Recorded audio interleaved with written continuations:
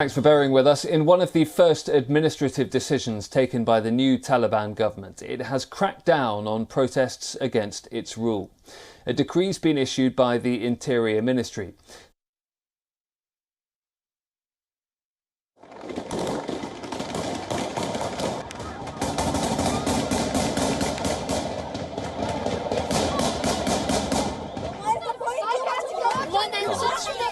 Organisers also need to disclose the purpose of a demonstration, even the slogans and banners which will be used, and the locations where it will be held. The Taliban have warned that organisers will face severe legal consequences if procedures aren't followed. Despite the ban, there is a call today to take out a protest in support of the resistance in Panjshir. This protest call comes on the 20th anniversary of the assassination of anti-Soviet leader Ahmad Shah Massoud. Responding to the situation, the Taliban have asked telecom companies to shut down internet services until 2 p.m. local time in certain parts of Kabul. The areas are Taim Ani, Khair Khana, Dasht-e-Barchi and Kasaba. But fears are growing. The Taliban is increasingly replicating its old habits. In a video circulating on social media, Taliban fighters can be seen using whips and sticks against a group of women protesting in Kabul. The women react to the beating by shouting for freedom. Journalists covering the protests were also reported to have been assaulted in a similar manner. The past week has seen protests erupt in several cities across Afghanistan. Women have often been at the forefront of them, and the Taliban have resorted to firing into the air to disperse protesters more than once. Hundreds protested on Tuesday, both in the capital and in the city of Herat, where 2 people at the demonstration site were shot dead. The man heading the Interior Ministry is Sirajuddin Haqqani. Now, he is wanted by the United States on terrorism charges. He's the head of the militant group known as the Haqqani Network, affiliated with the Taliban and also with close ties to Al-Qaeda. So all of this is a far cry from the moderate image of itself the Taliban has been pushing since it swept to power. In another blow to women's rights, a senior Taliban official has said that Afghan women, including the country's women's cricket team, will be banned from playing sport. It is the media era, and there will be photos and videos, and then people watch it. Islam and the Islamic Emirate do not allow women to play cricket or play the kinds of sports where they get exposed. We do not need sport. They will get exposed and do not follow the dress code, and Islam does not allow that. Even if we face challenges and problems, we have fought for our religion so that Islam is followed. We will not ignore Islamic values, even if it causes opposition. We will not leave our Islamic rules. The reasoning given by the Taliban is that the bodies of the players would be exposed. Australia's cricket board has said it will scrap a planned test match against the Afghanistan men's team if the Taliban do not allow women to play the sport.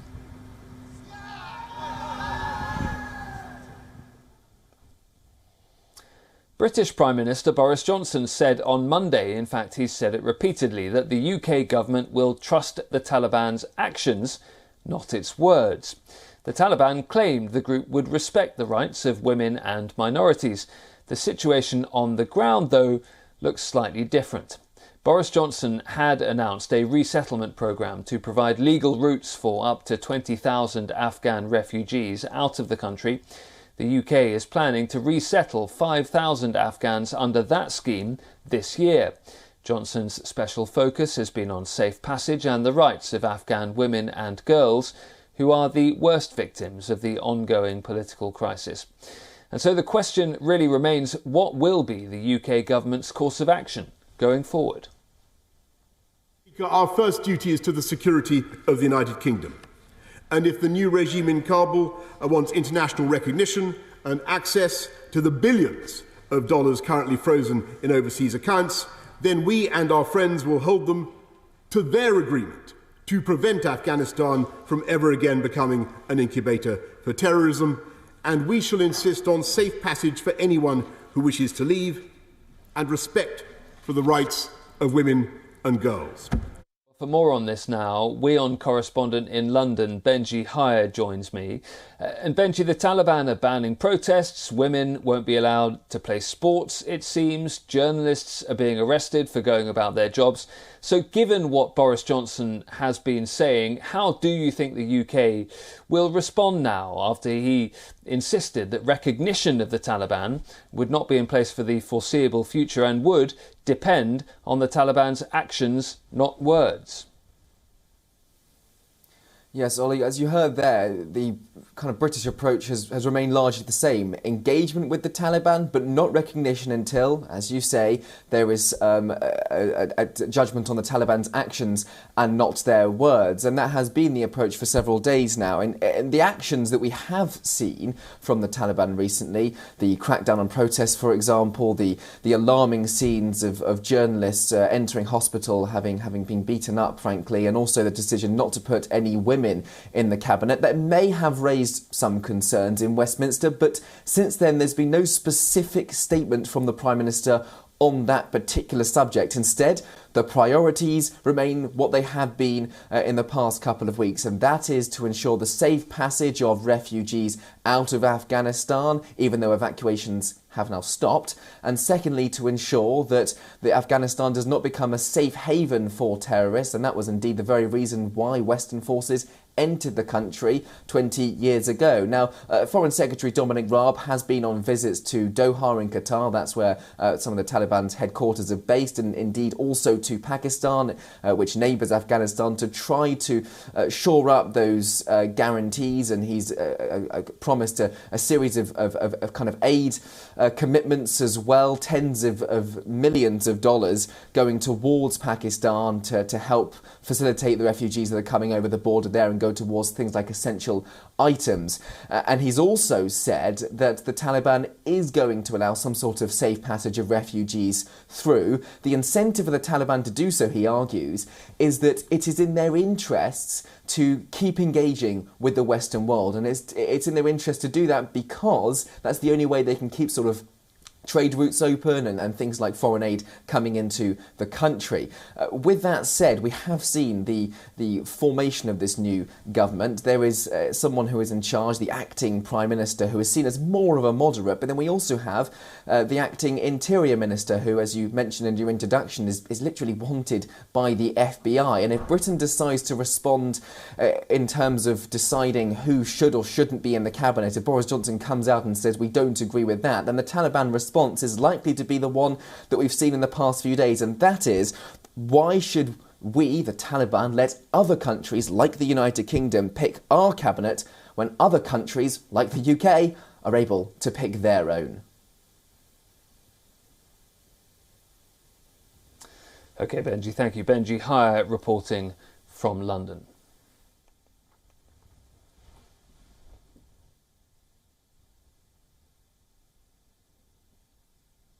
Former Afghan President Ashraf Ghani has apologised to the people of Afghanistan. He fled the country last month when the Taliban took control of Kabul. Ghani took refuge in the UAE along with his family members. In his latest statement, Ghani says that fleeing was the only choice he had to stop the fighting and save Kabul's 6 million citizens. Former Afghan President Ashraf Ghani apologized on Wednesday for the fall of his government. He fled the capital city, Kabul, last month as Taliban forces approached the outskirts of the city. In a statement posted on Twitter, Ghani said he'd left under the direction of his security team, adding, quote, "Leaving Kabul was the most difficult decision of my life, but I believed it was the only way to keep the guns silent and save Kabul and her 6 million citizens." He had been accused by former allies of betrayal immediately after he fled to the United Arab Emirates. There were reports that he had left with millions of dollars in cash, but the former World Bank official denied those allegations, calling them, quote, "completely and categorically false."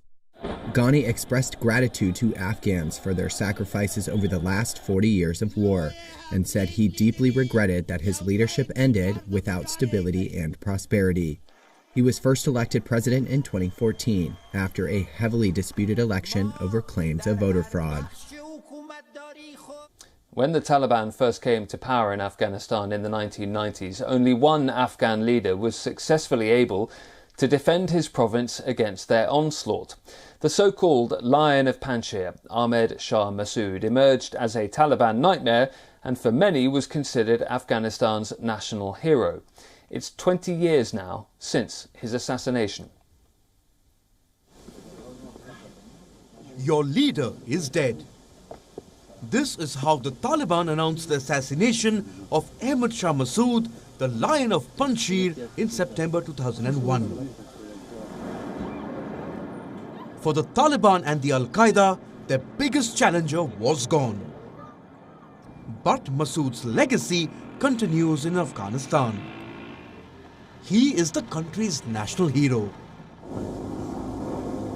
Born in the scenic as well as strategic Panjshir Valley in Afghanistan, Massoud fought for his country throughout his life. Massoud's first brush with revolutionary activities was during his student days when he joined a movement to oppose the Soviet-backed communist government in Afghanistan. He was only 20 years old. Massoud emerged as the leading anti-Soviet guerrilla leader in the 1980s. The war against the Soviets was over in 1989. But Massoud had a new challenge, and he was not the one to back down. In the 1990s, the Lion of Panjshir waged war against the Taliban, who had by then seized power in Afghanistan. The odds were against Massoud. His Northern Alliance controlled less than 5% of the Afghan territory.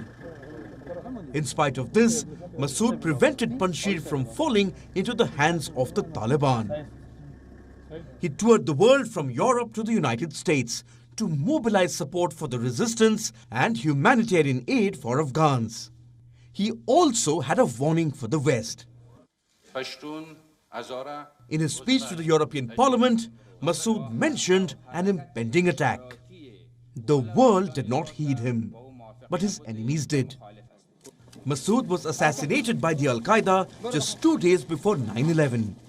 It was a suicide blast by two terrorists posing as journalists in Afghanistan's Takhar province. The hit was ordered by 9/11 mastermind Osama bin Laden himself. Thanks to our military and our allies and the brave fighters of Afghanistan, the Taliban regime is coming to an end. The days following 9/11 saw the defeat of the Taliban after the US invaded Afghanistan. Massoud's Northern Alliance played a major role in the fighting. His legacy was taken forward by his son and namesake, Ahmed Massoud. If he was alive, none of these events that happened, it would happen. If he was alive, the 9/11 wouldn't happen. America wouldn't intervene in Afghanistan. And our struggle with Taliban would come to either a peaceful end, or it would come to a victory of Afghans and victory of the resistance. And we would be on our way to rebuilding and reconstructing our country with our own doctrine, with Afghan agenda. 20 years after his assassination, Massoud remains a formidable figure in Afghanistan. His mausoleum in Panjshir is no less than a sacred site. For a country marred by war, Massoud is a symbol of hope and resilience. Bureau Report, WION World is One. Spain is witnessing a steady rise in hate crimes against the LGBTQ community. One recent high-profile case has caught the nation's attention. A young man claimed that he was attacked in Madrid. A group of men allegedly carved homophobic slurs on his body. Controversially, the Spanish Interior Ministry has made different claims.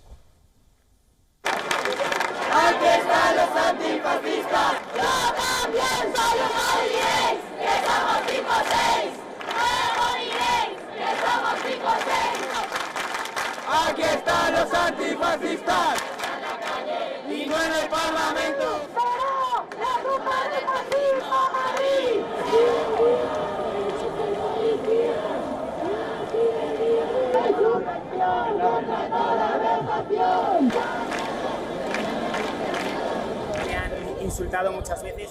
The people have insulted me many times. It makes you feel very bad and humiliates you publicly. Many times you are with your partner and you don't hold hands because you are fearful of what could happen, especially when you come across a group of white heterosexual men. So you stop holding hands out of fear. All these are things that shouldn't occur and also fall into violence.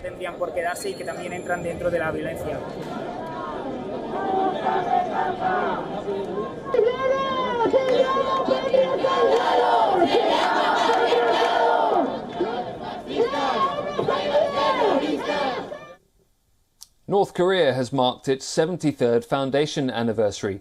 A nighttime military parade was held in Pyongyang, which was attended by the nation's supreme leader, Kim Jong-un. But this one was a little bit different.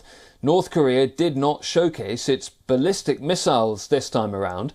Military troops paraded wearing orange hazmat suits, which apparently highlights the country's pandemic response.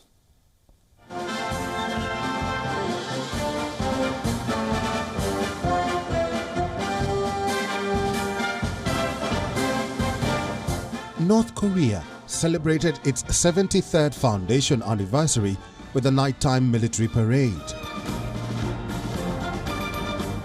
The parade was held at the Kim Il-sung Square in the capital city of Pyongyang. Local media has published pictures showing military personnel marching in orange hazmat suits with medical-grade masks. This is apparently a symbol of North Korea's pandemic response. The country usually displays ballistic missiles. However, this time, tractors and fire engines were on display. Troops were seen holding rifles and multiple rocket launchers to showcase the nation's military strength.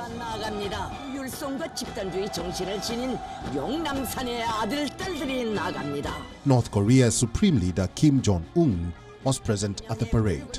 However, he did not deliver any speech.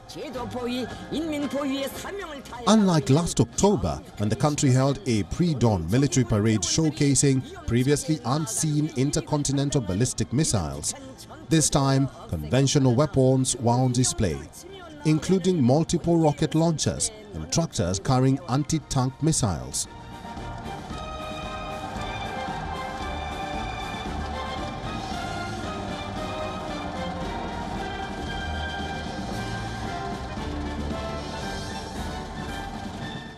It was also the first time since 2013 that North Korea staged a parade with the 5.7 million strong Waka peasant Red Guards. It was launched as reserve forces after the exit of Chinese forces.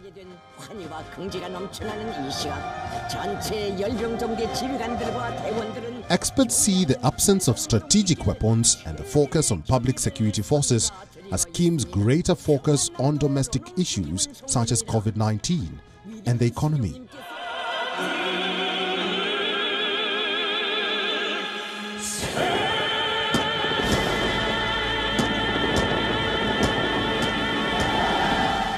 Bureau Report, WION, World is One.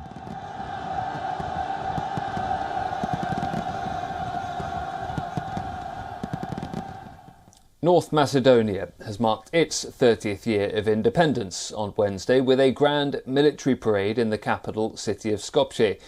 Macedonia, as it was initially known, was the only former Yugoslav republic to leave the federation peacefully in a region struck by a decade of wars.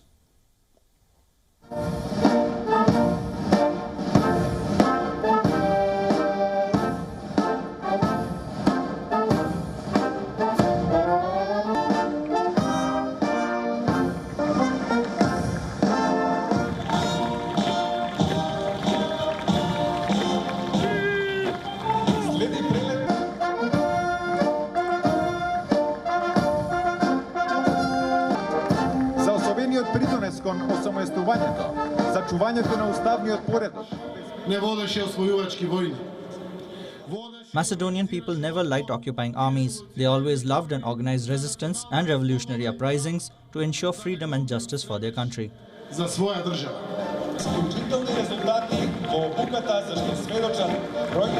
Наменети се за транспорт на припадници на МВР за извршување на сложени, високоризични полициски задачи.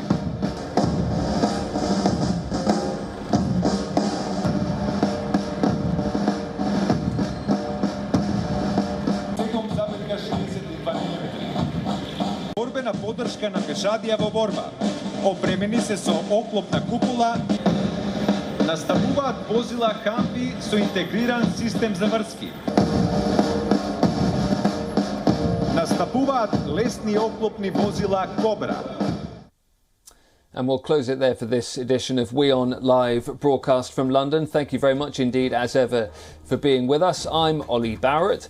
For more global news and updates, do stay tuned to WION World is One.